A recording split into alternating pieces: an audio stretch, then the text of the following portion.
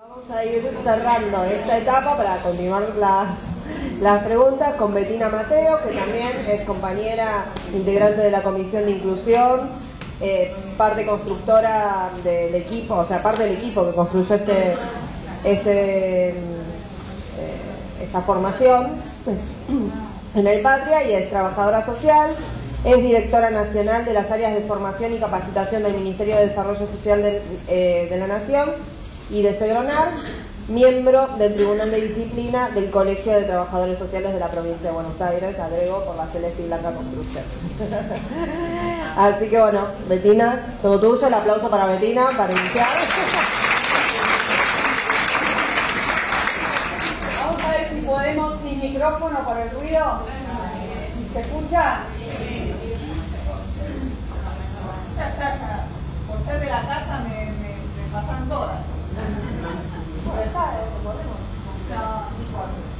A ver, hay cosas que mi compañera Laura no dijo de mi constitución como Bettina Mateo.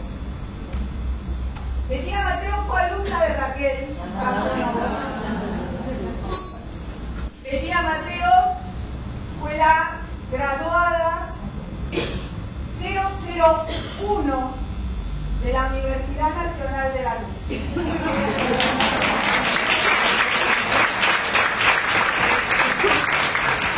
Mateo fue ayudante de la Carpa Blanca, delegada de una escuela que Paola se ríe por ahí, decían una escuela rancho,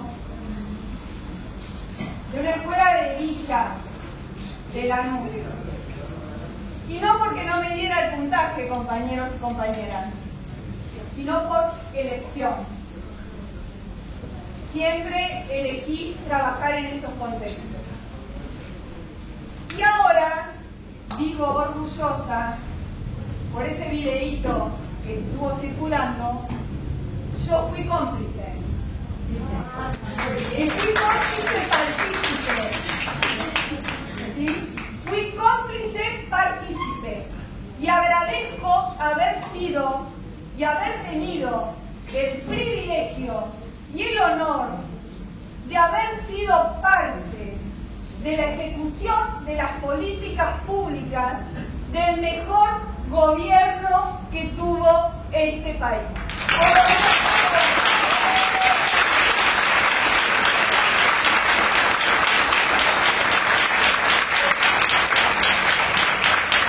Tuve la suerte de formar parte del equipo de Alicia Kirchner. Está presente. Los compañeros que trabajamos juntos en el ministerio sabíamos que estos ruidos sucedían porque ella abría la puerta y te entraba en cualquier reunión. ¿No es cierto, Lili? ¿Y por qué digo esto? Porque todas las políticas públicas, las políticas sociales, formaron parte de un modelo de país. Y tenían que ver con eso. Esto que trajo Eva de la asignación universal formó parte de un modelo de país de políticas sociales inclusivas e integrales. Yo cuando venía estuve trabajando en preparar esta intervención en este módulo durante 2 semanas, dándole vuelta para dónde, para acá, para allá. Y me costó mucho sintetizar, porque todo lo que pueda llegar a decir está atravesado por lo emocional, porque cuando uno fue parte de un proceso de transformación, está atravesado inevitablemente por lo emocional. Entonces busqué cuestiones concretas, ¿sí?, de implementación de políticas sociales integrales en el territorio, que es lo que nosotros hicimos desde el Ministerio de Desarrollo Social.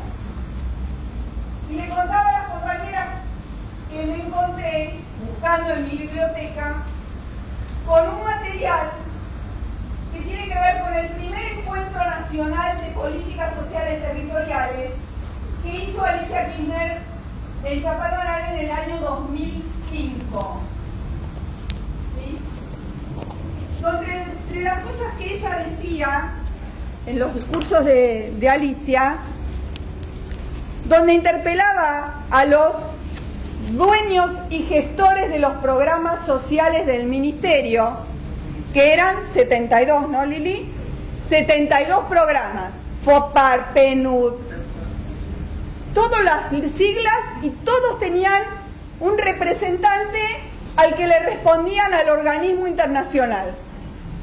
Y cuando llegó Alicia Kirchner al ministerio le dijeron que la tarea era muy sencilla de la administración de la política social, que los jefes de programa le traían todas las rendiciones y cómo tenían los avances de programa, y ella como ministra firmaba y se terminó la historia.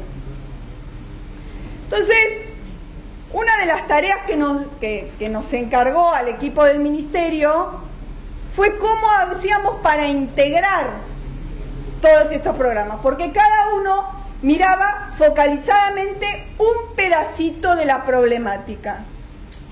Nunca pensaron que ese niño de 0 a 5 años tenía un padre que estaba desocupado, con un hermano que era discapacitado y no cobraba una pensión, con una abuela o un abuelo de más de 72 años que hacía 10, 15 años que estaba esperando una pensión no contributiva, con una madre que trabajaba como servicio doméstico de sol a sol, como decía Raquel, y que vivían en un rancho sin agua, sin accesibilidad, y que con buena suerte le llegaba algún bolsón de comida que el FOPAR le gestionaba. Eso nunca fue mirado como mirada integral. Entonces, cada una de esas problemáticas focalizadas era vista y abordada por un consultor, un técnico, un trabajador, nunca. Eran profesionales pagos por el PNUD, el Banco Mundial, el BID, ¿sí? Pero nunca eran abordados integralmente. Trabajaban todos para la misma familia, pero ninguno se conocía entre sí. Alicia Kirchner en este encuentro les dijo que el que no estaba de acuerdo en mirar integralmente y como sujeto de derecho la problemática de esa familia, se fuera a su casa. Imagínense la escena. Se empezaron a mirar, yo que soy consultor del Banco Mundial, yo que mi jefe del PNUD está no sé dónde, una ministra venida del sur, ¿sí? Trabajadora social, además, va a venir a decir, doctor, pero era trabajadora, éramos trabajadoras sociales, va a venir a decirme a mí qué es lo que tengo que hacer. Bueno, ese proceso de construcción, de deconstrucción y de construcción en mirada integral, no solo en el abordaje, sino en la gestión, digo, porque el abordaje integral tiene que ver con la mirada y con la gestión integral, ¿sí? Digo, porque había una gran diversificación de recursos, diversificación no solo de recursos humanos, sino de recursos económicos, y no había una mirada con respeto a la territorialidad, a la mirada cultural, ¿sí? Y a la idiosincrasia de esa familia o de ese sujeto de derecho que estaba transitando por esa cuestión. Otra variable que agregamos en ese tránsito fue la mirada de que la pobreza no era solamente una cuestión de ingreso, sino que había muchas variables que hacían la cuestión de la inclusión o la exclusión social de un grupo familiar. Otra cosa que le agregó la gestión de Alicia Kirchner fue la incorporación de actores sociales, territoriales, que nunca fue abordado. Yo tuve la suerte, entre las cosas que me tocó hacer, tuve la suerte de representarnos en París en la reunión de UNESCO para el programa de transformaciones sociales, de lo que después nuestra Alicia Kirchner fue presidenta por 3 o 4 gestiones. Cuando nosotros contamos ante la Asamblea de la UNESCO que nosotros teníamos un programa que se llamaba, porque lo desarticularon, un programa que se llamaba Promotores Territoriales para el Cambio Social, que no era nada más ni nada menos que los negros de los barrios que habían estado en los piquetes resistiendo habían sido incorporados como agentes del Estado a los programas. Esforzarme me esfuerzo igual porque soy maestra. Laura se enoja conmigo cuando yo hablo fuerte, me separa. Bueno, eso sí, es un gesto mío, así que... Sí, me separa. No, Clau, no anda. ¿Sí? ¿Ahí? Bueno. Incorporó a los compañeros y compañeras que estaban en los barrios de todo el país y la conformó un programa que es inédito que se llama Promotores Territoriales para el Cambio Social, que tenía que ver con la clara referencia, ¿sí?, de cada uno de los barrios, en cada uno de los lugares, a trabajar en el diagnóstico y en la ejecución de programas sociales a través de lo que se terminó conformando como los centros de referencia en cada lugar. Los centros de referencia también tienen que ver con esto del abordaje integral. No era solamente la sumatoria de los CDRs, no era solamente la sumatoria de programas ni la acumulación de gente en un mismo edificio, sino que era en el ejercicio del abordaje del problema social en el territorio, con mirada territorial y con la optimización de los recursos en ese mismo territorio.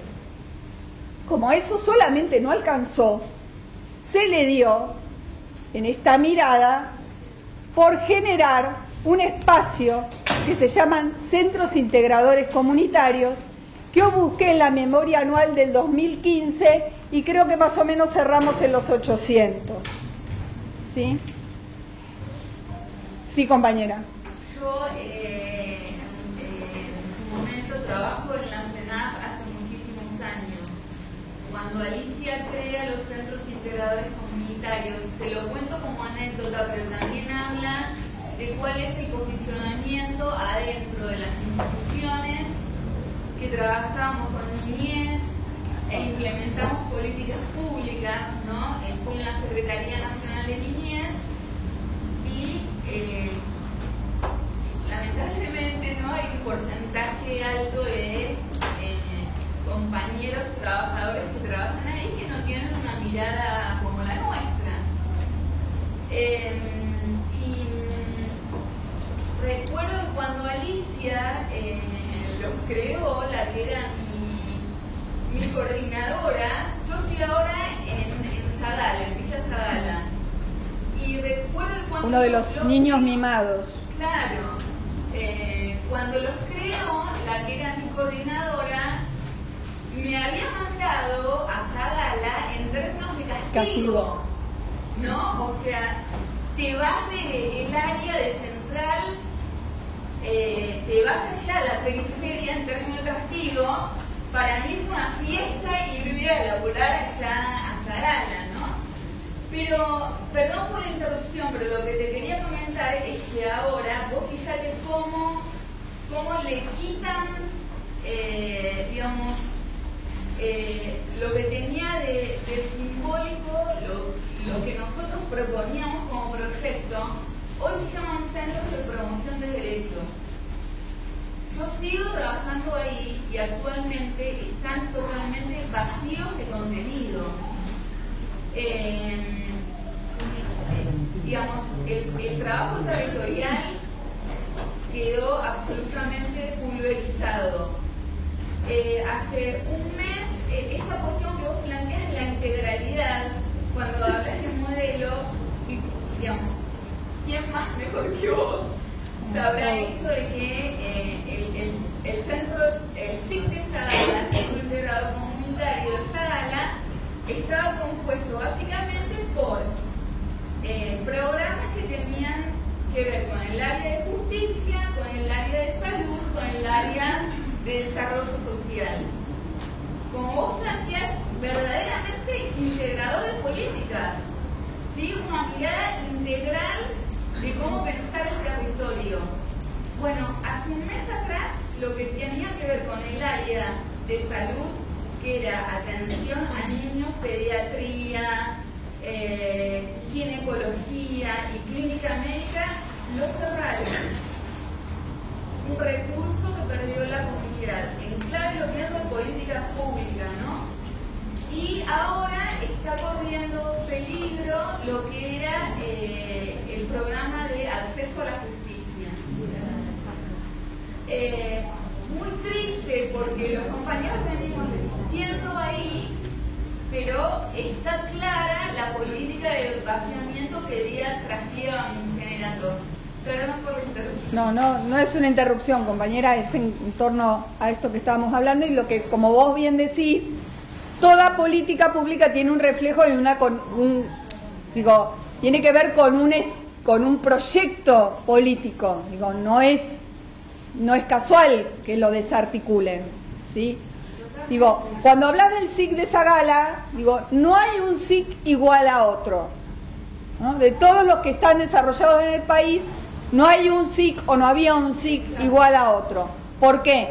Porque no era un protagonismo de perogrullo, sino que era un protagonismo en serio. Se constituían mesas de gestión locales desde el inicio de la hora cero. Digo, una de las cosas de las que tuve responsabilidad fue la de capacitar a los que oportunamente eran jefes y jefas de hogar para la construcción de los edificios, ¿sí? Porque no era un proceso, digo, bueno, vamos a llamar a una empresa constructora, Caputo y Asociados, para que construya todos los SIC, sino que eran los compañeros y compañeras de los barrios que se capacitaban en obra y trabajaban en la construcción de los SIC.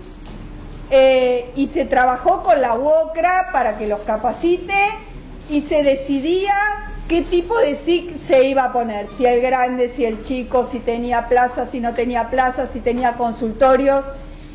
Eso acompañado de otro proceso de formación para los profesionales, de los que la compañera fue la coordinadora, digamos, que fue la especialización en abordaje comunitario que se hizo a través de la Universidad Nacional de Lanús. Entonces, digo, era como una construcción colectiva en serio desde todas las miradas, ¿sí? Desde la mirada territorial, desde la mirada de la formación de los recursos profesionales que iban a integrar, desde los gobiernos locales, ¿sí? Alicia siempre recuerda una situación donde cuando se empezó a trabajar con la línea de promotores territoriales, hubo gobernadores que le vinieron a plantear cómo podía ser que se desarrollara un proceso de formación territorial de referentes territoriales para trabajar con lógica del Ministerio de Desarrollo Social si ellos no habían intervenido. ¿Y cómo puede ser? ¿Sí? Entonces, digo, fue una transformación en serio de la política social. Digo, desde todos los ángulos, digo, desde el ángulo del abordaje presupuestario del ministerio. Digo, nosotros, cada una de las áreas no manejaba el presupuesto. No había manejo presupuestario. Era como que todo se administraba desde una lógica de integralidad en serio. ¿Sí? Bueno, nada. La parte teórica bonita está en un documento que va a estar en el Drive. Y quiero cerrar con esto. Yo creo que los que tuvimos la oportunidad de ser protagonistas de esta transformación que vivimos y que, como dicen los compañeros, con nostalgia añoramos, tenemos que reforzar todo nuestro esfuerzo para volver y para volver mejores. Estos espacios que estamos generando fundamentalmente desde el Instituto Patria tiene que ver con eso, ¿sí? Para pensar para adelante, no para quedarnos en la nostalgia de lo que nos pasó, sino para pensar estrategias para adelante, ¿sí? Y porque estoy convencida que esta anécdota que yo les cuento, ay, cuando lo vi a Néstor, y que Alicia me dijo, y que mi nieto cuando yo sea vieja le va a decir a mi hija, mamá, la abuela otra vez está hablando de Néstor, a la abuela está diciendo que iba con Alicia a la villa, mamá, sea una realidad otra vez, ¿sí? Porque nos lo merecemos, porque nuestro pueblo lo merece. Y porque hay que romper esto que decía Eva, del discurso marketinero que se lo acompañan. ¿Sí? Tenemos que romperlo. Porque te pueden decir, cuando estás bien, te puede convencer de que no estás tan bien. Pero cuando estás mal, nunca te van a convencer de que estás bien. Y ese estar bien nosotros lo vimos, lo vivimos y lo sabemos. Y nosotros somos militantes y tenemos que trabajar para que eso vuelva a ser realidad. Gracias.